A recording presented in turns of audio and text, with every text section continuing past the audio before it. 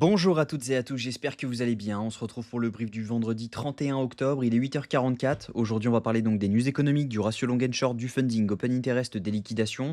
On regardera ce que font les whales en finissant par l'analyse technique de Bitcoin. Mais avant ça, on va regarder donc ce qui s'est passé hier. On a eu un dump sur Bitcoin, donc assez inattendu. Je m'attendais à avoir un dump un peu plus tard, notamment dans ce FVGH4. On n'a pas rejoint le FVGH4, donc il n'y a pas eu de short.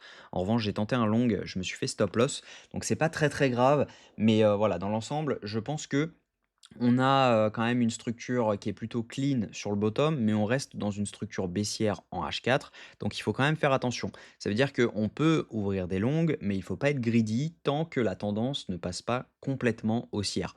Et actuellement, bah, on reste baissier. On a validé donc notre changement de tendance, juste ici, que ce soit en H4 et cetera. H4, on est baissier, hein. On valide, donc notre changement de tendance. Le vrai changement de tendance, on le valide ici.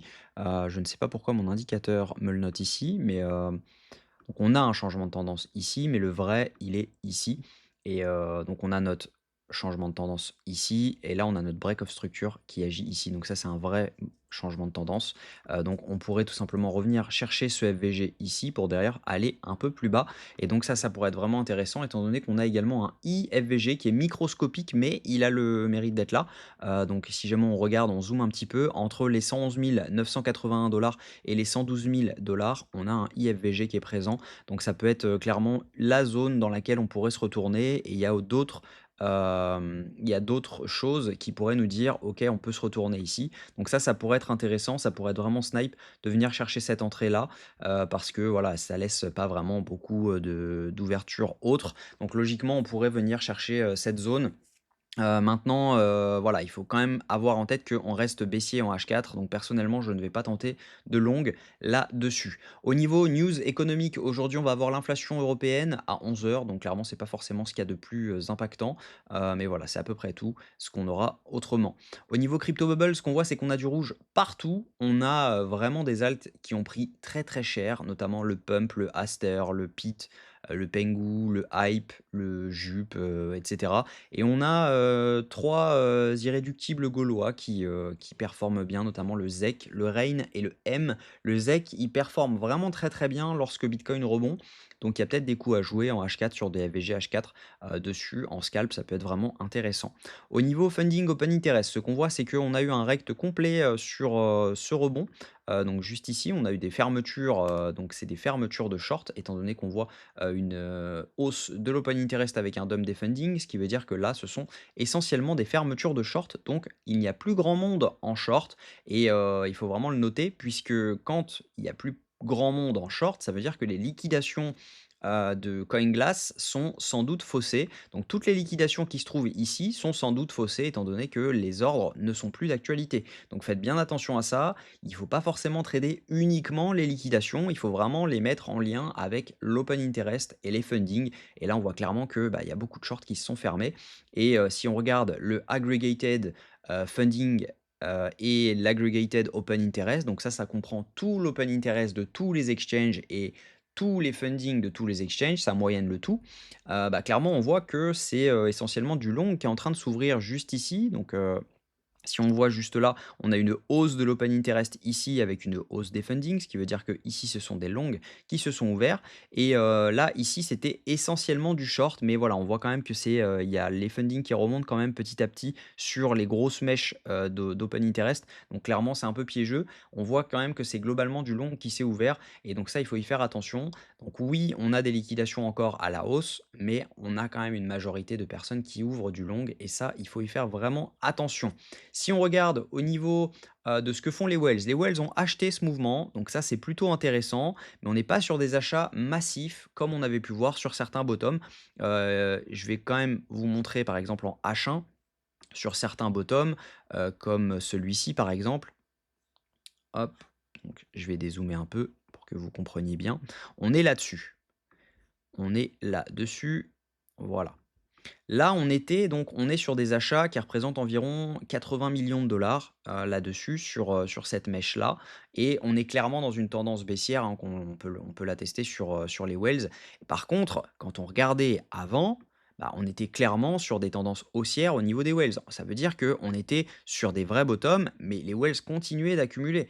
Et là, globalement, les whales continuent à vendre. Donc même si jamais on avait un rebond, on le voit très bien par exemple ici, on a eu des achats de whales, mais globalement, ensuite on est passé baissier là-dessus et on est reparti à la baisse. Donc tant que je ne vois pas des achats de plus de 100 millions de dollars sur les whales, clairement, je ne vais pas commencer à ouvrir du long, voilà, et ce qu'il faudrait voir, c'est vraiment quelque chose où on break et derrière on revoit une tendance haussière au niveau des wells qui accumulent et idéalement on voit un range là-dessus et si jamais on voit un range, bah, clairement ça veut dire que les wells accumulent en prévision d'un mouvement haussier et donc on pourrait potentiellement avoir une hausse. Mais actuellement, ce qu'on voit, c'est que, bah, on est plutôt sur une tendance complètement baissière, hein, on est juste là-dessus, on pourrait très bien avoir de nouveau, des ventes au niveau des wells, sachant que globalement, l'idéal, c'est que les Wells achètent pendant l'ouverture US, étant donné que c'est un peu eux qui font le marché.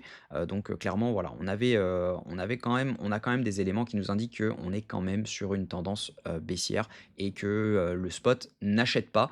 Si on regarde au niveau des retails, les retails, eux, ils achètent complètement, tout ce qui bouge.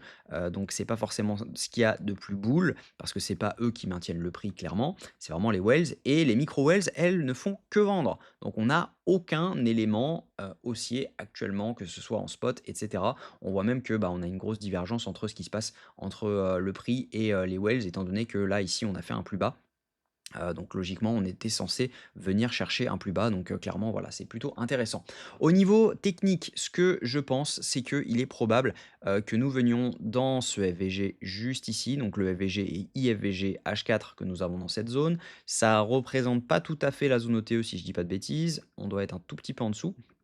C'est à quelque chose près, hein, donc on pourrait venir mèche dans la zone OTE à 112 300 plus le FVG H4, plus on a des liquidations à venir chercher dans cette zone, même si jamais je ne sais pas si jamais elles sont encore valables, étant donné que, CoinGlass n'actualise pas. Donc 112 281 on regarde 112 281, on a des clusters de liquidité, donc pourquoi pas venir chercher les premiers clusters et derrière, en tout cas, tant qu'on ne passe pas au-dessus des 116 000 ou alors on traîne un peu dans cette zone en fait, ce qu'il va falloir, c'est soit on pump et on vient chercher, cette zone-là et là je repasse haussier, soit tout simplement on range un petit peu et là du coup on valide un changement de tendance, on valide un changement de tendance H4. Là on voit des wells qui achètent, des shorts qui s'ouvrent et potentiellement là je repasserai sur du long. Mais pour l'instant je vais focaliser sur du short étant donné que, bah, on a une tendance H4 qui est baissière, on a une pression vendeuse qui est forte, on a des gens qui long avec des leviers forts, sur, tous les bottoms. Clairement, bah, on n'a pas forcément des biais macroéconomiques qui sont haussiers actuellement. Donc clairement, voilà, je pense que si jamais on vient chercher cette zone des 112 000 je tenterai un short, dans cette zone et je pense qu'il sera intéressant pour venir chercher donc la zone des 103 000 étant donné que on a quand même pas mal de biais qui nous indiquent qu'on pourrait venir chercher cette zone. Donc voilà, tant qu'on ne valide pas au-dessus des 116 400 je reste baissier, sauf si on valide un changement de tendance en H4. Là-dessus, là, je passerai haussier et je rentrerai potentiellement dans un FVG et derrière pour pouvoir viser donc la zone dont je vous parlais des 118 975 étant donné que je l'ai toujours en tête et je pense qu'à un moment ou à un autre, on viendra chercher cette zone. Donc si jamais c'est pas aujourd'hui, ce sera peut-être la semaine prochaine, peut-être dans 2 semaines et cetera. Mais en tout cas, cette zone-ci devrait être prise, même si on vient chercher plus bas. Donc dans cette zone-là, logiquement, on devrait venir chercher la zone des 118 000 à un moment ou à un autre, étant donné qu'on a pas mal de liquidités. On a donc c'est la zone OTE, on a front run la zone OTE. Quand on veut dump en général, on vient toujours chercher la zone OTE à un moment ou à un autre. Et par conséquent, bah, c'est également le IFVG qu'on a ici. Il y a pas mal de liquidations dans cette zone-ci. Et donc par conséquent, ça serait logique de venir la chercher à un moment ou à un autre. En tout cas, pour l'instant, je reste baissier. Je ne vais pas forcément viser du long, même si le RR pourrait être bon. Je pense qu'on peut faire un plus bas, étant donné que le bottom pour moi n'est pas ultra clean, même si on a clean les lots que nous avions donc juste ici.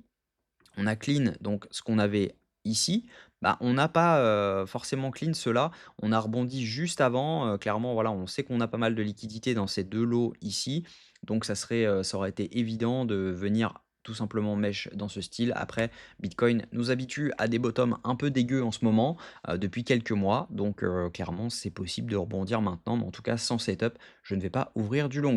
Voilà, je vous ai donné le plan, j'espère que vous pourrez adapter le vôtre en fonction.